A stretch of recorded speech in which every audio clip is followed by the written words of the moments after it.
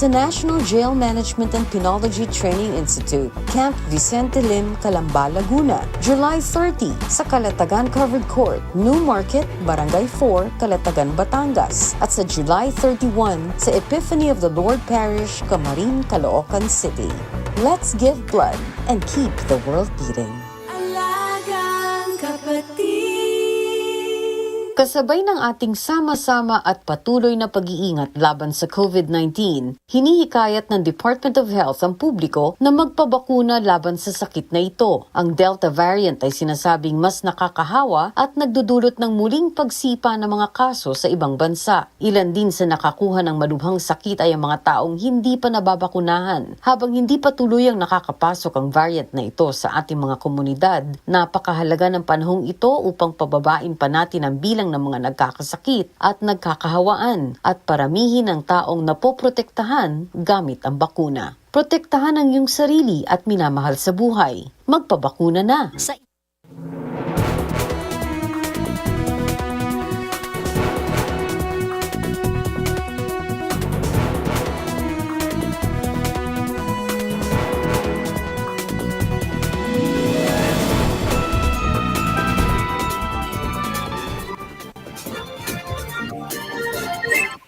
Hi, Chiqui. Hi, Jove, tsaka mga kapatid. Good evening po. Kamusta? Maulan eh. Sobrang maulan. Mukhang maraming binabaha na naman ng mga kalye sa dito sa Metro Manila. I think umabot. In fact, dahil ba't ako medyo late eh. Ang hirap magmadaling mag-drive pa uwi dahil madulas. Madulas. Totoo yan. Maraming yan. Yes. Kaya hindi maganda ngayon kung yung wheels ng kotse mo ay medyo manipis na. Naku, delikado po mga kapatid. Walang kapit dun sa daan. Okay, doon natin sisimulan. Ating bibigay paalala sa ating mga listeners or viewers po na nasa mga sasakyan po nila via our Facebook page or via 92.3 News FM. Ingat po kayo sa pag-uwi mga kapatid. Sabi kanina sa story ko namin, parang ito na ba yung samsam? Kasi di ba parang lagi na sinasabi yung phrase na aabutin ka ng samsam. So, it's like a biblical thing na sinasabi na 9 days or 9 nights of hindi naman delubyo, kundi yung tuloy-tuloy na pag-ulan o kaya ay masamang panahon. So, yun lang yung tawag daw. Wala namang biblical na nangyayari sa atin ngayon. It's agad season. Diba? Pero wag naman sana yung malala, diba? Kasi, yung mga komportable sa kanilang mga bahay, natutuwa, pero hindi po lahat tayo ay komportable sa bahay. So, sana ay wag bahain ang mga bahay ng iba nating mga kapatid. Wag sana masyadong mag-cause masyadong maraming inconvenience. Pandemya pa naman. Yes. Okay. So, alam ko magsisimula tayo sa ating mga weather updates. Pero simulan po natin formally ang ating pong programa dahil bawat balita ay may iba't ibang mukha, iba't ibang anggulo. Paano nga ba matutunton ang totoo?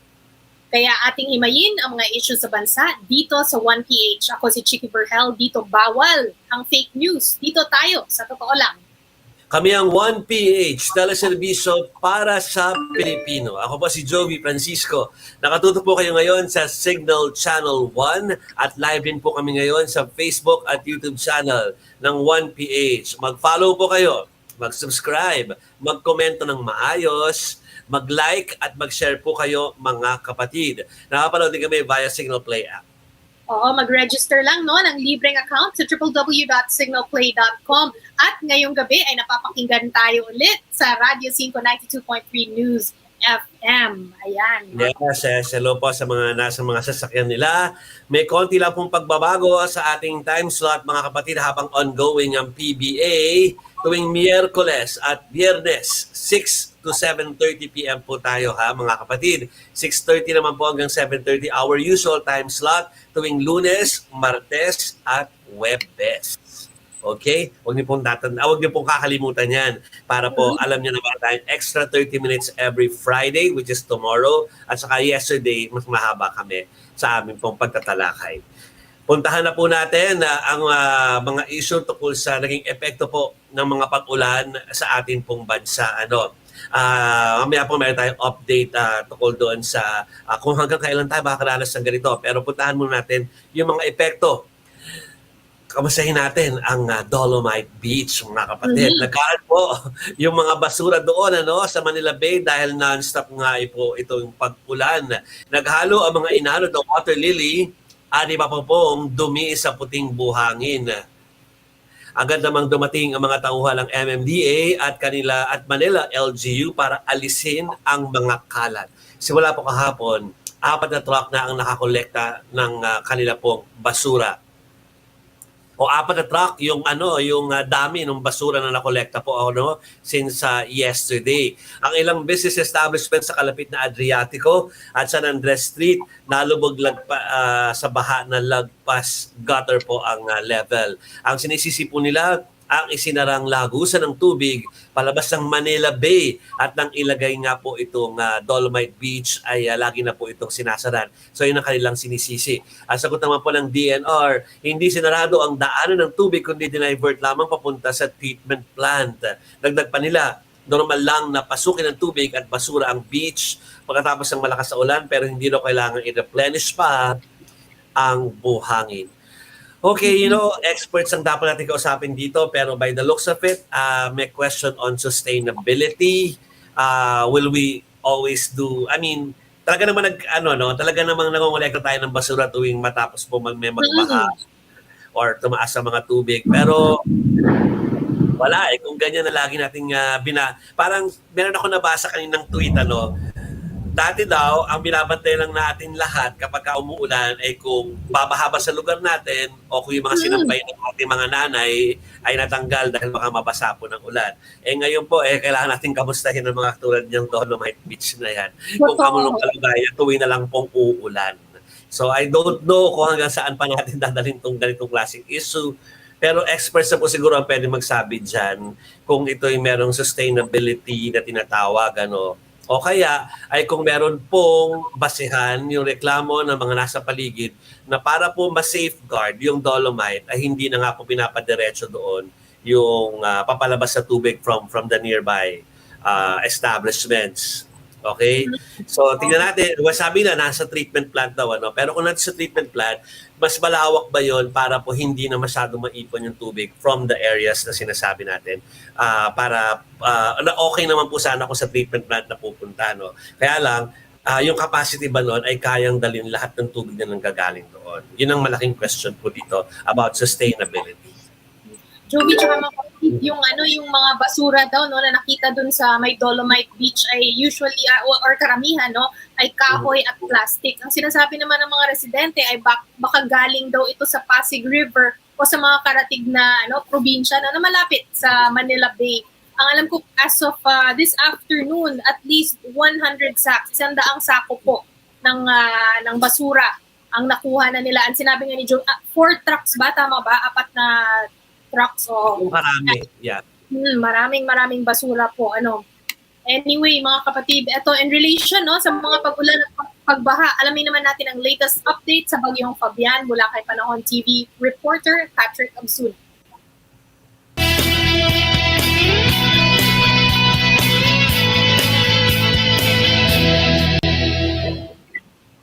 Yes, magandang gabi Chiqui, Jove at sa lahat ng mga nanonood ngayon sa Totoo.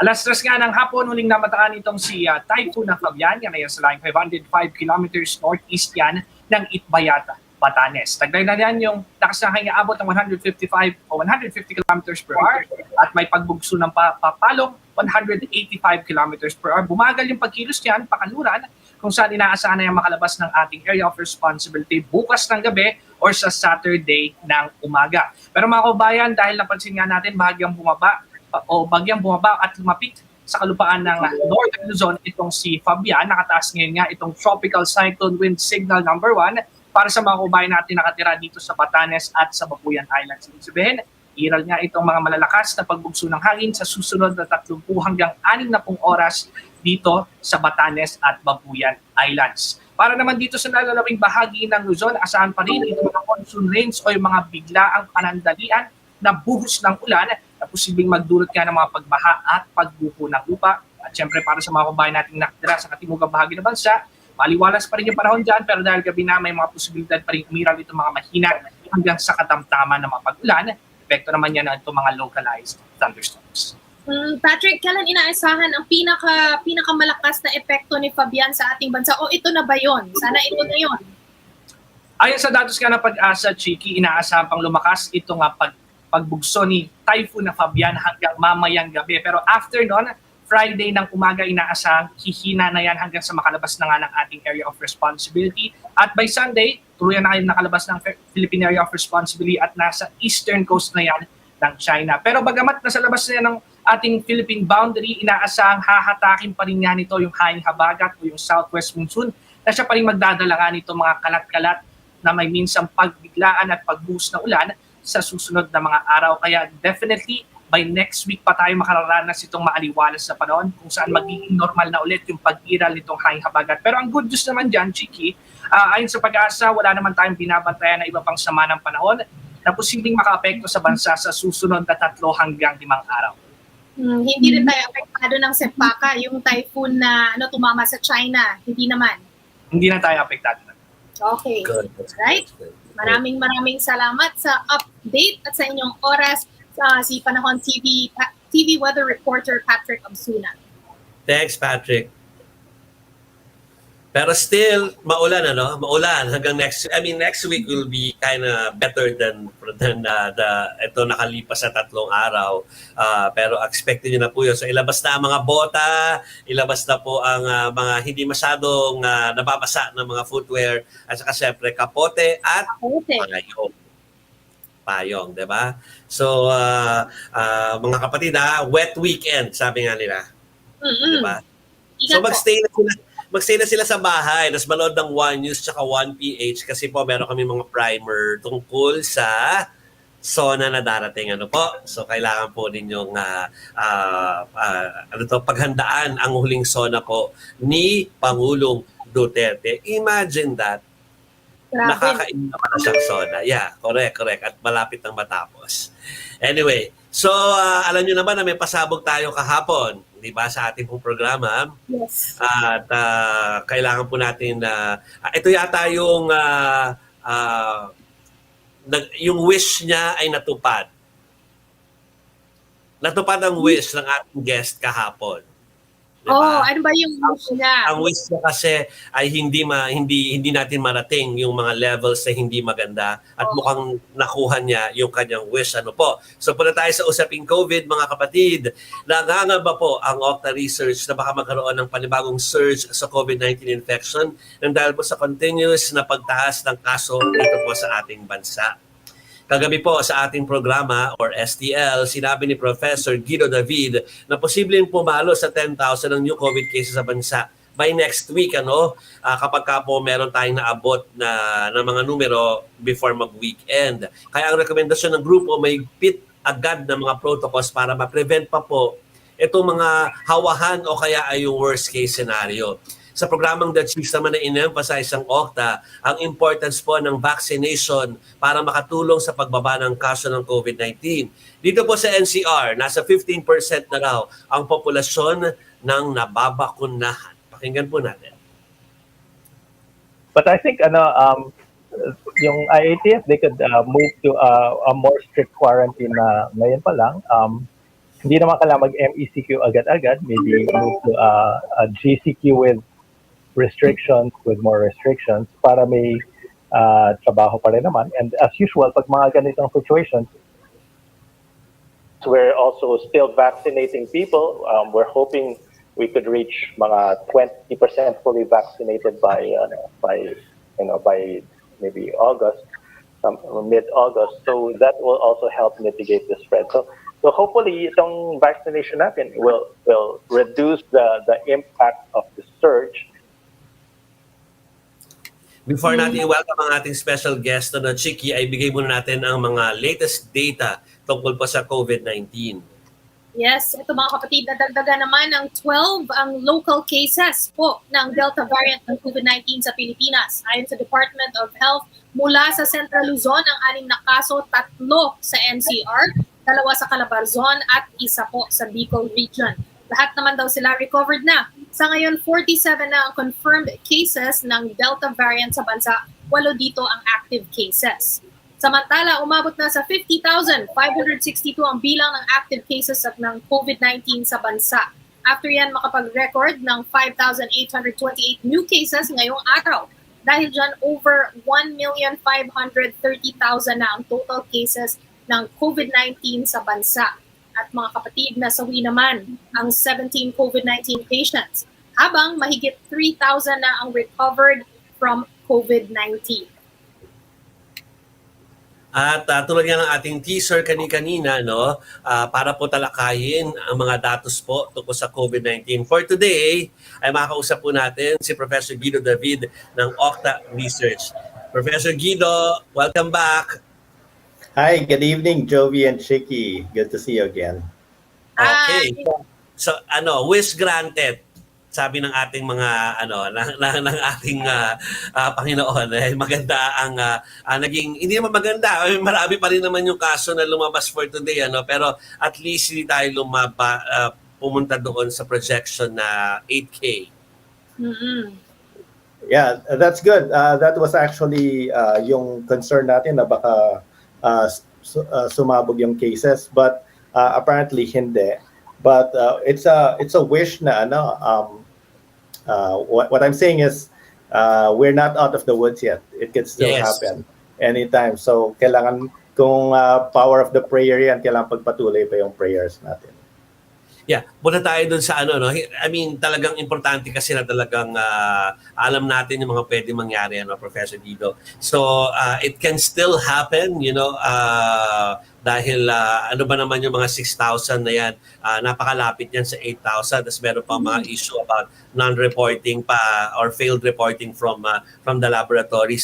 So, ang na-appreciate ko kagabi sa inyo nung kayo na-interview ng mga after natin, nagpunta kayo sa The Chiefs, ay yung inyong mga naging suggestion, lalo na yung sinasabi na baka hindi na uubra yung mga kung ano lang yung suggestion ngayon, parang marami pa tayong dapat gawin para hindi na talaga mangyari ito.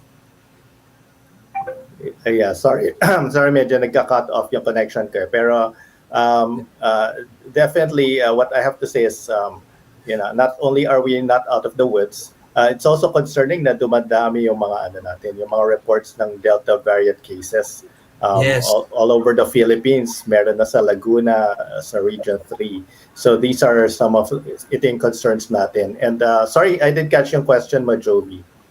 Yeah, yung inyong yung inyo po, kasi alam natin nag-meet yung IATF ngayon, Professor Guido, or baka tapos na nga, pero yung inyong mga suggestion kagabi, reiterate lang natin na hindi na lang basta yung wag mo nang palabasin yung mga bata, mukhang dapat marami pang pwedeng gawing paghihigpit ang IATF para hindi natin maabot itong worst case scenario. Right, and advanced planning lang naman to so hindi naman natin kailangan mag-lockdown. We could move to dagdagan lang natin ng konting restrictions, maybe reduce slightly ang capacities natin just to prepare. Pwedeng yung curfew natin, pwedeng ibalik natin or i-lengthen natin ang konting curfew. I'm not aware kung may curfew pa tayo, pero if wala na, we could have the curfew again, kahit kunyari 10 p.m. to 4 a.m. or something like that.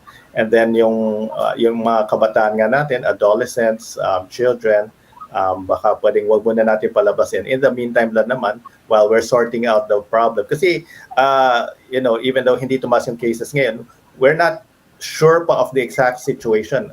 Kung may local transmission itong Delta variant, kung marami ba yung local transmission ng Delta variant, kung nasaan yung Delta variant, anong regions. So there's a lot of unknowns, and that's why we have to proceed carefully dito sa ating ginagawang sa management natin. And aside from that, syempre mga citizens natin, kailangan sundin yung mga dapat na sinasabi niya lagi. But again, fully vaccinated individuals can have some more liberties. Even if magkaroon tayo ng stricter quarantine, I think we could talk about na vaccinated people can still be allowed to go out, to go to areas. Kasi yun nga, lower risk sila of getting the virus. Yes, Prof, you mentioned stricter quarantine measures. I'm sure ito ay napag-usapan na or pinapag-usapan na ng ating gobyerno, desisyonan. Tapos yung regional and localized lockdown, so sabi mo hindi naman kailangan ng regional lockdown sa ngayon. Pero may concern pa, expanded testing and contact tracing. Kayang-kaya po ba natin para maagapan po itong sitwasyon po natin? Well, sa ngayon kasi as from what we know, yung contact tracing is partially funded by yung partially or maybe at least in part funded by the DILG. And yung budget for that will run out and I think nakakap na sila sa budget. So hindi na nila kaya magdagdag pa ng contact tracers. So this is something na I mean, at this time we really need contact tracing. It's very important in the fight against the pandemic. Yung testing, so far, nakita naman natin maraming laboratories. Okay, akala ko ako yung nawala. Okay. Pero go ahead. Sorry. Babalik natin si Professor Guido. Alam niyo naman po na tayo nasa work from home setup at medyo maulan po so nakakaroon po ng problema since kanina pa. Okay. Ayan. So yan. Yeah, okay. sorry. Yung maulan yata so but anyway, yeah, we were talking about yung expanded testing. Definitely we've seen na nadagdagan naman yung testing laboratories natin. So this is a good sign for us. Although it's slightly concerning dahil we saw the tweet today ng Valenzuela Mayor na tumaas yung positivity rate nila. It's very concerning. Because Valenzuela is actually one of the cities na may nakita tayong pagtaas ng cases aside from Makati and Manila. Okay. Sige, go ahead, Julie. Go ahead, Chiqui. Yung prioritization po ng bakunahan, do you agree the same pa rin, especially sa NCR at sa Cebu po? Yes, especially now because nag-stabilize ng trends in Mindanao and Western.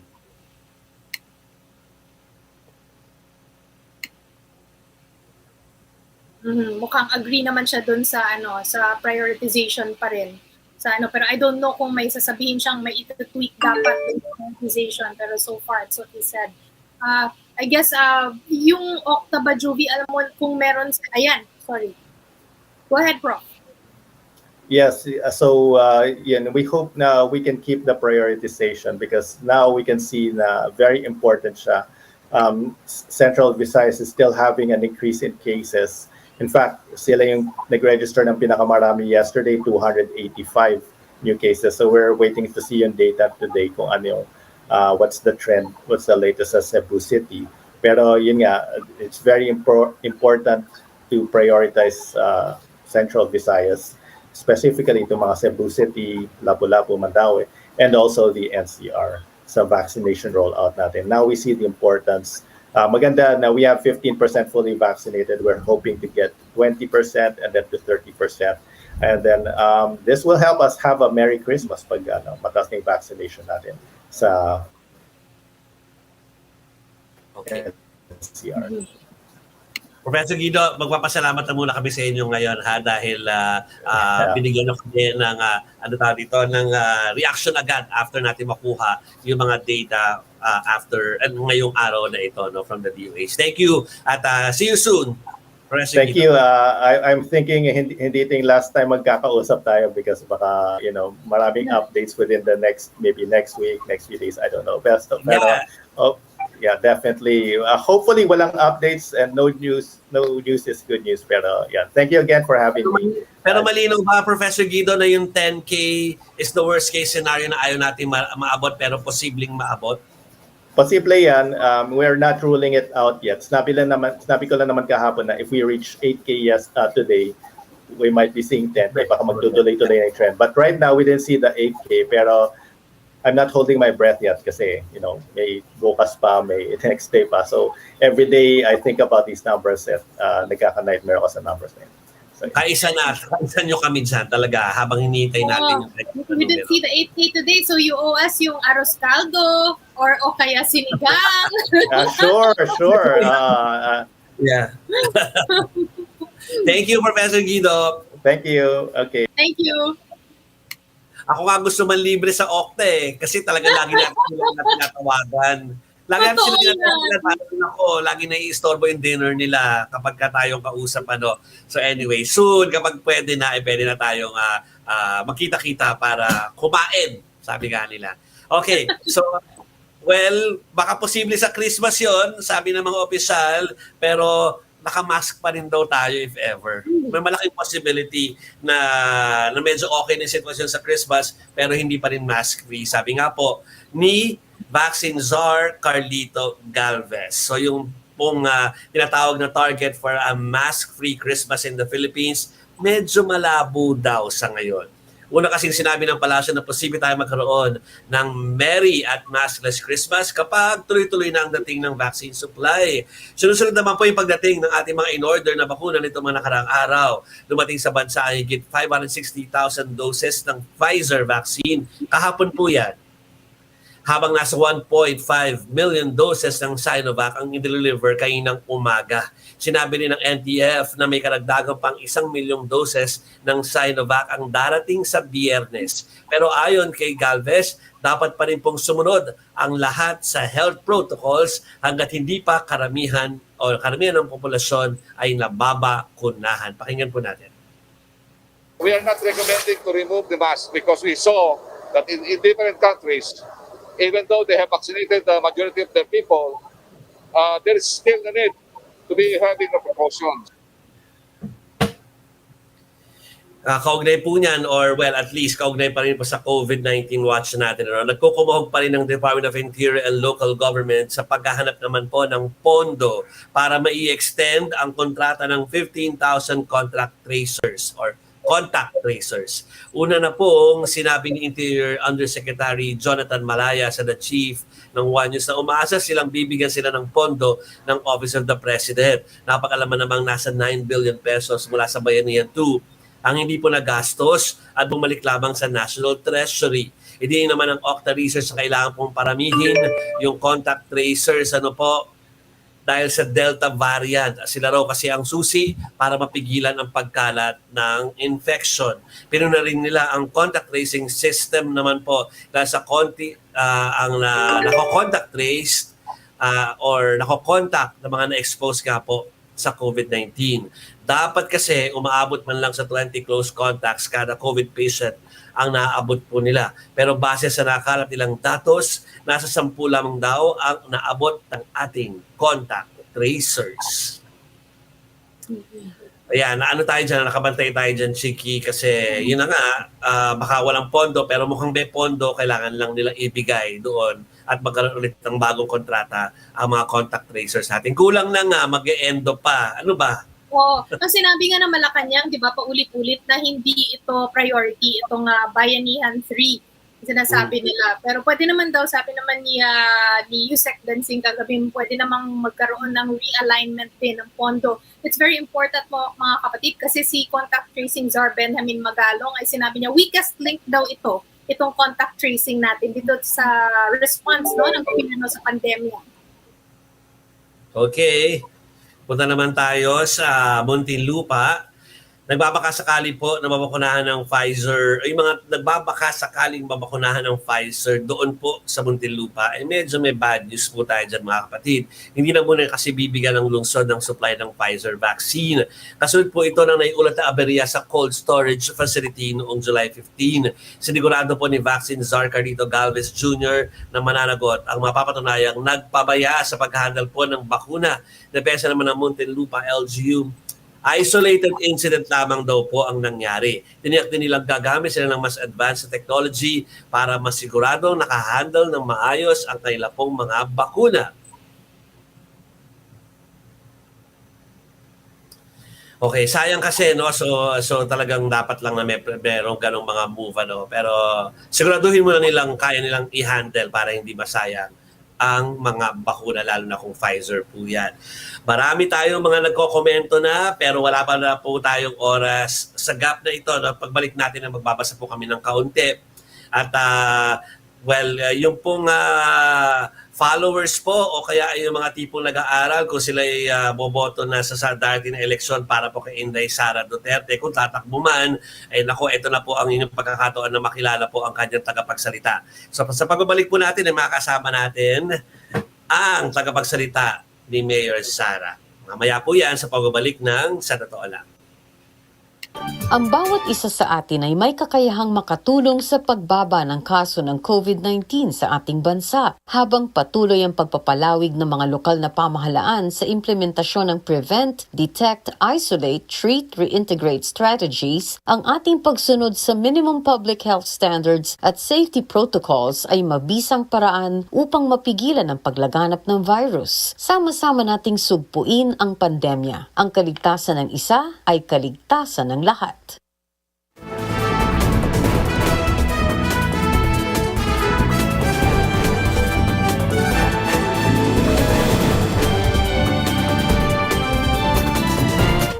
Nagbabalik po ang sa totoo lang. Kasama ko po si Chiqui Hello? at ako po si Jove, pero maya-maya po babasahin namin ang mga komento. Ha? Basta mag-ingat po lahat doon sa mga nagmamaneho po pauwi. Sige, naglag ba ako? Pasensya na, baka dahil sa ulan yan, hindi ko maintindihan. But, Pala ko rin ako eh. Sige, pero okay na. okay naman, So anyway, bago natin simulan ang ating mga political stories, hello muna kila Abby Del Rosario, siyempre po si Mary Ann Lopez Catindig, at si Jam Tracy Arcega, at si Yakin Omar Sharif, at Tugni. Okay, so mamaya po, I'm sure mas marami pa kayong komento dahil meron po kami importanteng guest kayo na gusto niyo po siguro makilala. Kaya hintayin niyo yung interview namin sa kanya, okay? Hindi pa nga po nagko-confirm ang ibang napapabalita pong tatakbo para sa 2022 elections. Pero may mga nauna na nga po. Ang tambalang Lacson at Soto ay meron ng senatorial lineup. Okay? Yan ay sina Senator Richard Gordon, Senator Win Gatchalian, Senator Joel Villanueva at Senate Majority Leader Miguel Zubiri. Kasama rin po sa lineup ang mga dating senador na sina J.V. Ejercito, Antique Representative Loren Legarda, Sorsogon Governor Cheese Escudero at DICT Secretary Gringo Honasan. Sa mga old-timers po yan sa Senate. Pasok din po sa kailang listahan si 4th District Representative Lucy Torres Gomez. Hello, Congressman Lucy, mag-guest ka na ulit sa STL, at dating Comelec Commissioner Goyo Larazabal.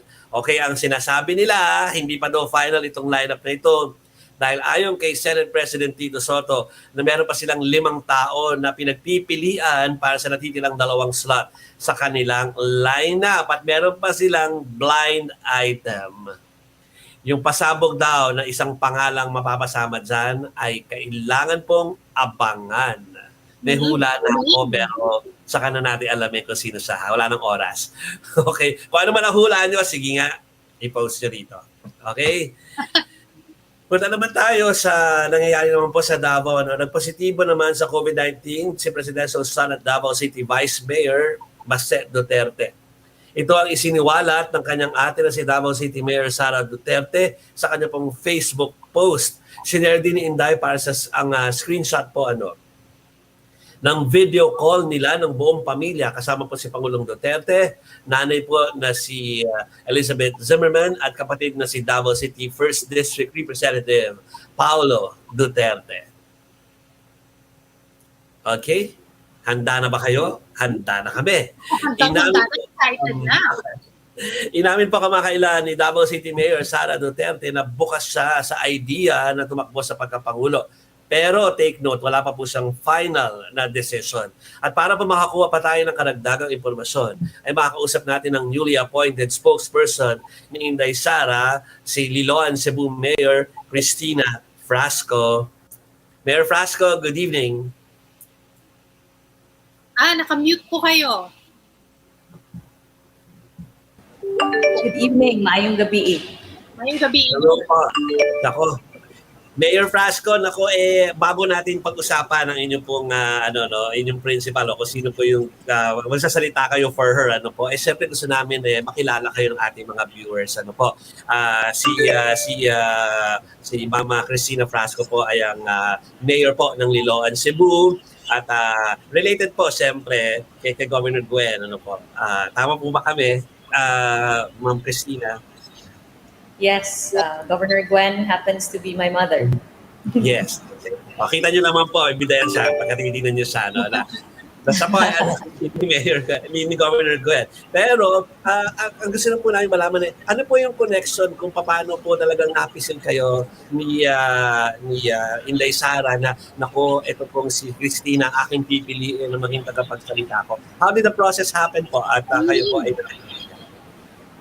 Well, Mayor Inday Sara and I have had a long-standing relationship beginning in 2016 when she campaigned in Liloan for her father, then Mayor Rodrigo Duterte.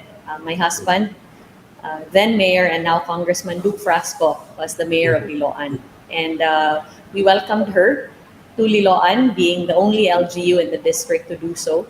And that really forged a bond of friendship between us. And since then, we have signed a sisterhood agreement. And in all the times that Liloan has been in need, nandyan talaga palagi si Mayor Sara. Okay, so yan na. So officially nagsimula na po kayo sa kanyang pagiging spokesperson. Paano niyo po hinahandle? Siyempre makulit kaming lahat at para malaman kung ano na ba talaga ang kasagutan ni Mayor Sara sa kanyang plano for 2022, dahil marami na po nag-aabang niyan.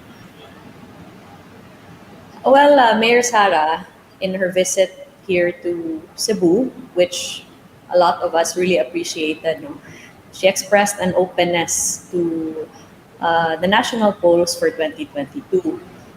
Sa ngayon, hindi pa siya nagbibigay ng final decision niya, pending her consultations with various groups, sectors, local officials, and of course, yung mga ating brothers and sisters all over the country. And of course, the Pulse Asia survey that recently came out, pegging her at the #1 spot as the most preferred presidential candidate is very, very encouraging.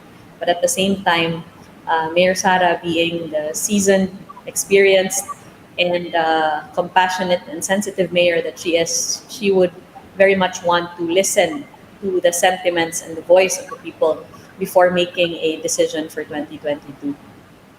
Pero Mayor Christina, gaano nakalapit, gaano kalaki yung percentage na parang malapit na sila sa decision na yun na tatakbo, more of tatakbo ng hindi tatakbo? I wouldn't be able to give you a percentage, but I can give you what she said, which is that she's open to the idea. And I think that's a very good first step, in a sense that she's willing to welcome the possibility. But of course, this is highly dependent on several factors, including and most importantly, ano talaga yung sentimento at puso ng mga tao. And that is what she is trying to get right now. And we greatly appreciate that.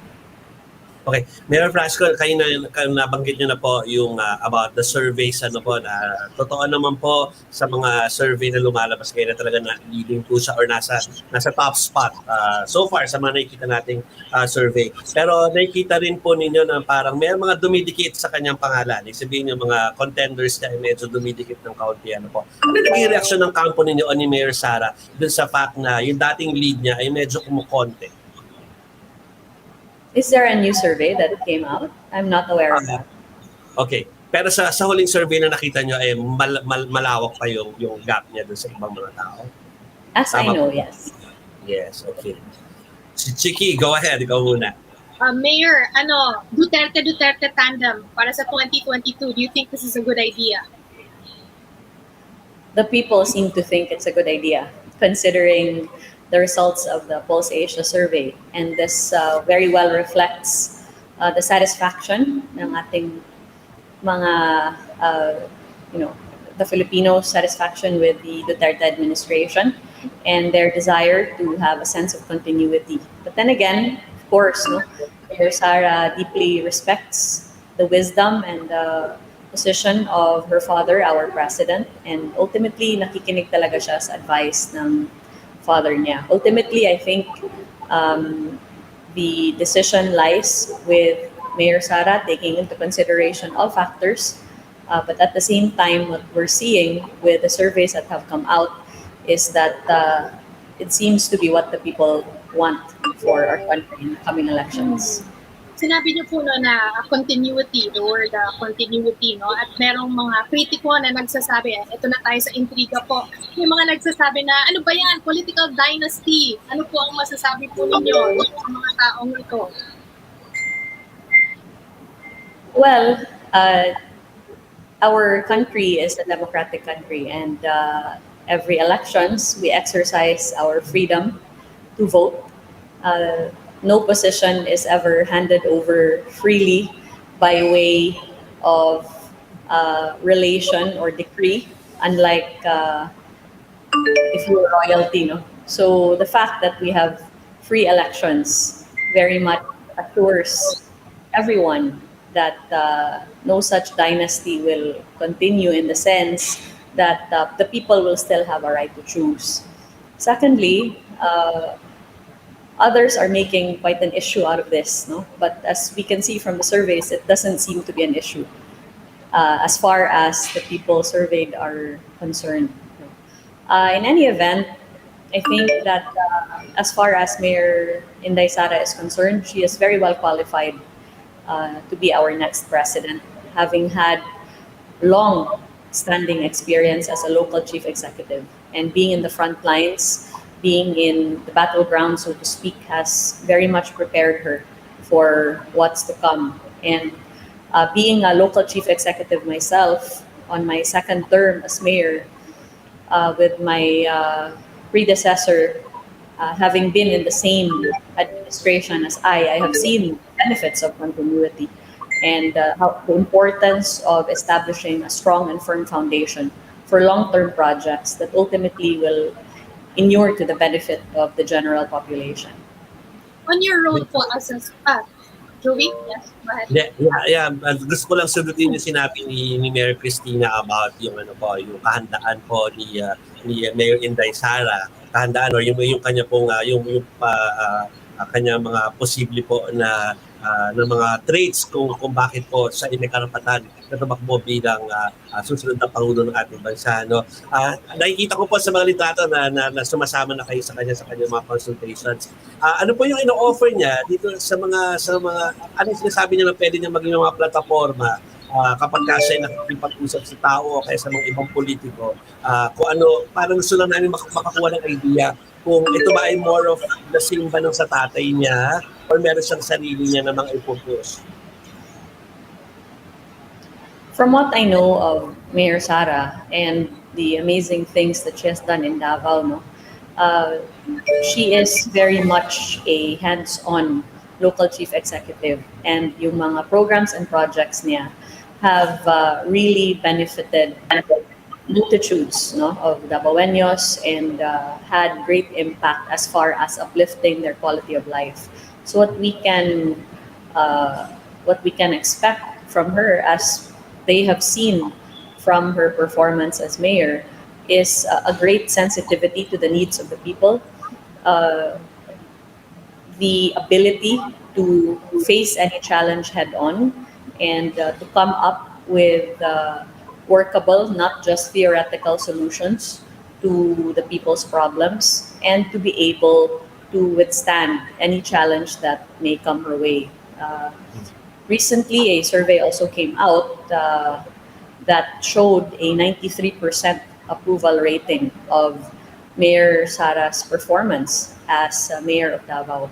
And dito natin nakikita, no, that in her duties as local chief executive, she's doing exceptionally well, thereby landing her as the best mayor in the Philippines. I think that being mayor really does give you an edge, in the sense that you are very well versed in fiscal administration, public infrastructure investment, no? Local governance, of course, and the ability to be prepared as far as facing the societal issues that come up on a day-to-day basis, no, as far as your constituents are concerned. So I think this puts her at a very good, this gives her a very good edge as far as her experience is concerned. Nagtatanong actually yung producer po namin, no, kung saan pa mag-ikot si Mayor Inday Sara. So far, she's been to Cebu, and she does intend to come back to converse with local officials, other sectors and groups here in Cebu. She's also visited Zamboanga, where she inked a sisterhood agreement with Zamboanga City, which will surely increase the peace, security, and prosperity in the region. And there is an intention to go around various parts of the country. But at the same time, no, Mayor Sara is continuing to function as the local chief executive of Davao. So we see here a great ability to balance all of these responsibilities, no, notwithstanding the difficulty of doing so. I mentioned the fact that she's also very much involved as far as the other aspects of her life, no, motherhood, etc. So she has a great ability to strike a balance between all the challenges that she's facing right now. And I'm very confident in her ability to do so. Okay, Ma'am Christina, kailangan po namin kayong tanungin sa ilang mga issue na malapit nang mangyari, no? Para po, parang fast route, sabi nga nila. Sa SONA po ba i-attend sa virtually or doon po mismo sa loob ng batasan? As I know, as of today, Mayor Sara will not be attending. Okay. Okay. Doon po sa naging anunsyo po ng kampo naman ni na Senador Ping Lacson at Senator Soto, ano po naging reaksyon ni Mayor Sara nung nabasa niya or nabalitaan niya? With regard to their declaration to run, you mean? Yes, yes. So far, Mayor Sara has not confided in me any reaction to this latest news. Okay. So, syempre marami pong parang pinagsasabong o kaya ay tila iniimpliga si Mayor Sara at si Mayor Isko because of yung mga different quotes nila nito nakalipas sa mga linggo. Pero, na-offend ba si Mayor Inday Sara after magkaroon ng gano'ng mga pahayag si Mayor Isko? Not that I know of. Mayor Sara is not easily offended, and she's quite tough. And I think that she's very much focused on her work as Davao City Mayor and also on her efforts to consult with the people. So the rest is just noise. Okay. On your role po as one more on your role po as spokesperson, no? Si Pangulo kasi ngayon ay hindi natin alam kung nagjo-joke or hindi. Many times kailangan ipaliwanag ng kanyang spokesperson kung ano yung ibig sabihin ng mga statements po niya. Si Inday Sara po ba, may pagkaganito po ba or ibang-iba? First of all, I do commend the President on his sense of humor. We all need a sense of humor to deal with all the challenges and the seriousness of life. As far as Mayor Sara is concerned, as you may have already observed, she's very straightforward. And what you see is what you get. And she means what she says. And she does what she says also. So we can expect very clear lines of communication between me and her and between her and people as well as myself, her spokesperson, and hopefully the people as well.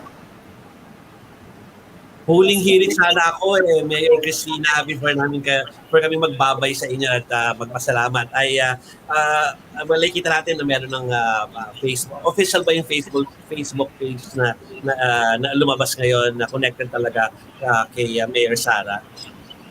Yes, this is the official Facebook page of Mayor Inday Sara Duterte. Yeah, and we're very happy that it's been very well received in social media.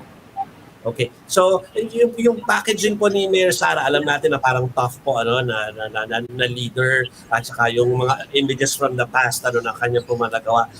Meron ba tayong babaguhin doon yung strategy na yun or what you see is what you get, sabi niyo nga kanina, ganun ba talaga yung tactic?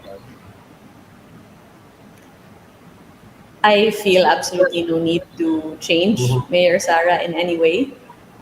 She is quite a genuine person, and that is what the Filipino people have seen, judging by the trustworthiness that she has among Filipinos, which has landed her #1 in the Pulse Asia survey and given her a 93% approval rating by her constituents in Davao. Okay. Mayor, pasensya na at hindi kami umabot sa punto na kailangan namin, na matatanong namin yung sitwasyon po ng COVID-19 sa Liloan. Pero I think it's another guesting po na yun naman pong COVID situation sa inyong bayan ng ating kakamustahin. Ano? Sana po magbalik kayo sa aming programa. Thank you very much for joining us tonight. Thank you also. All is well in Liloan. Thank you. Thank you. Daghang salamat.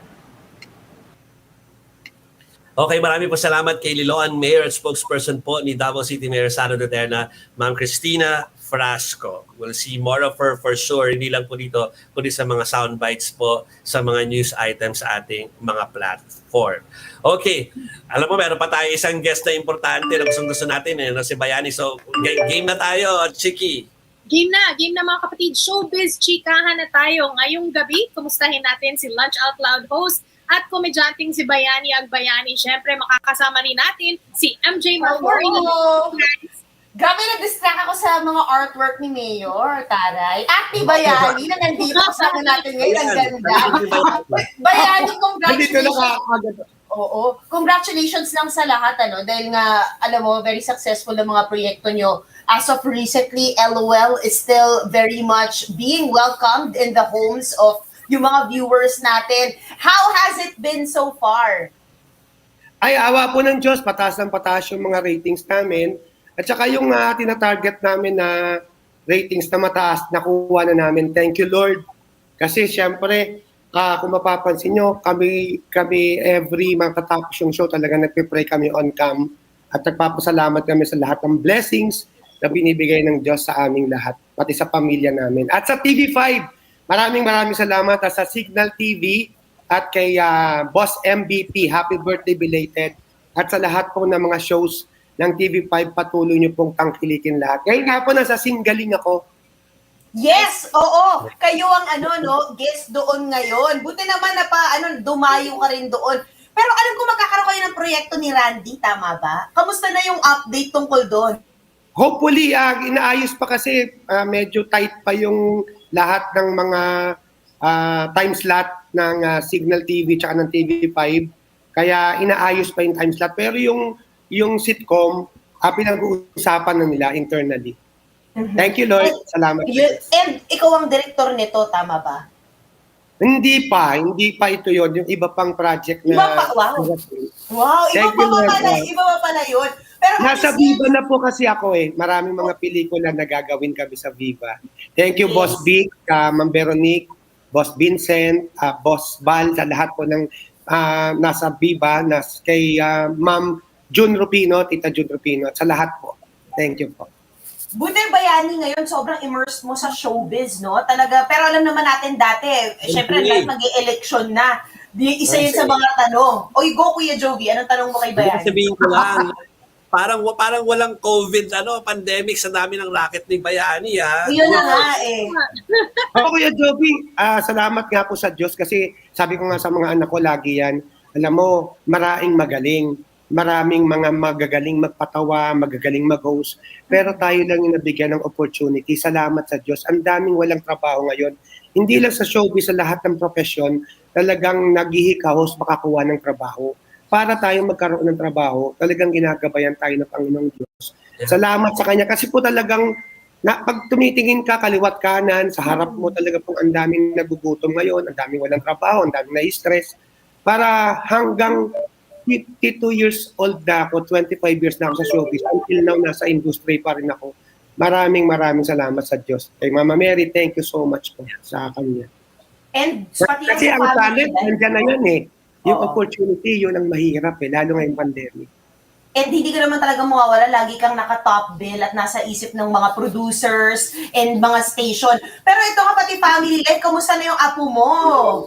Malaki na si Santiago dito. Nasa Iba Zambales siya sa farm ni Bea Alonso. Kasi yung napangasawa po ng anak ko, yung manugang ko, si James, kapatid po ni Bea. Kesa naman po mas delikado pa dito sa Manila, nag-decide kami na doon na lang muna sila sa farm, tapos nagtayo sila ng sarili nilang bahay doon. At least doon sariwang hangin, sariwa ang pagkain, sariwa lahat. Nakakatakbo si Santi doon. Nakakatakbo, nagbabaging na nga ata sa mga puno ng mungkay. Wow, nakakatuwa. Sana makapag-share kayo ng videos doon. Pero ito, Bayani, i-invite lang natin yung mga viewers natin sa lahat ng mga proyekto mo ngayon. At yung mga aabangan pa. Unang-una po sa Lunch Out Loud, every 12 noon po pagkatapos ng Idol in Action ni Kuya Rapi. Manood po kayo ng Lunch Out Loud every Monday po, 12 noon hanggang Sabado po yan.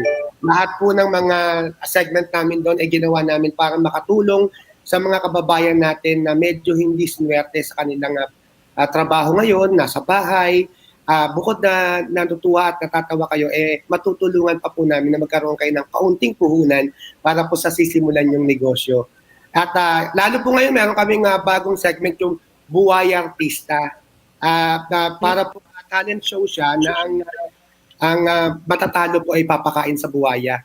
Ito po, hindi kailangan pogi ka, hindi kailangan talagang extreme yung talent mo, yung skills mo. Basta ang mahalaga po dito, entertainment. Kailangan matawa kami. Ako po bilang director, si Billy bilang artista, si Alex Gonzaga bilang producer, at si Waki naman bilang mamawak talent producer. Basta kami, ang maganda po rito, magugustuhan din ng mga bata kasi meron kaming talagang buwaya ron sa mismo sa nagsasalita. So talaga pong maganda po. At marami pa po, pera, usog, datu, marami pa po kaming mga segment doon. At lahat po yon hinulma at ginawa para po makatulong sa ating mga kababayan at mga mamamayan na walang trabaho ngayon. Mabigyan naman po natin ng at the same time. Tapos po sa Singaling, every 6:30 p.m. po pagkatapos ng Frontline Pilipinas. Kabisado po ang TV5 eh. Kabisado po. Pilot, Manong Ted and DJ Chacha. Sa umaga. Talaga po nakatutok kayo sa umaga. Pagkatapos po ng Frontline Pilipinas, yung pong Singaling, 6:30 po. At andun po ako ngayong weeks hanggang next week po. Tapos mababatiin ko lang po si Kyrie and Rico J. Apollonia ng happy birthday. Happy birthday! Baka mamaya Tapos po yung mga sitcom. May sitcom din po kami, co-prod ng Viva, Signal TV, TV5. Hopefully, kami po ni Aga Mulak, ako po, at saka si Alex Gonzaga. Oh my God! Riot! Ginagawa. Ako po yung nag-conceptualize ng script. Ginagawa na po na ikipag-meeting na si Randy Reyes. Tsaka yung K-pop pa. Marami po kaming na projects pati po sa pelikula. Hopefully po. Kasi po ngayon medyo andap pa akong mag-shooting sa labas kasi sa pandemic. Correct. Kaya medyo ang kailangan po talaga natin ngayon makasurvive, maging healthy. Saka na muna yung maraming trabaho. I-line up na lang muna natin.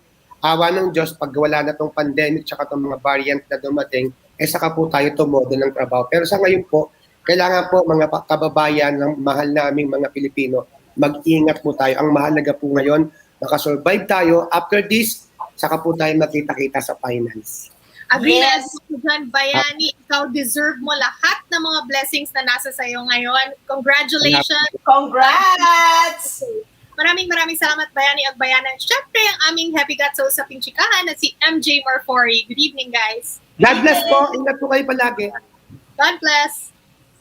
Nako, overtime na po tayo. Kailangan natin mag-extra pero happy birthday daw kay Mama Lita. Sabi po ni Mads Lacson. Mads, nabasa ko na. Hello, mabilis lang to. Sila Elma, sila Philip, sila si Barbie, si Wen Carpio, si Erica Pulo, si Philip Almeda at si Norman Manago. Okay.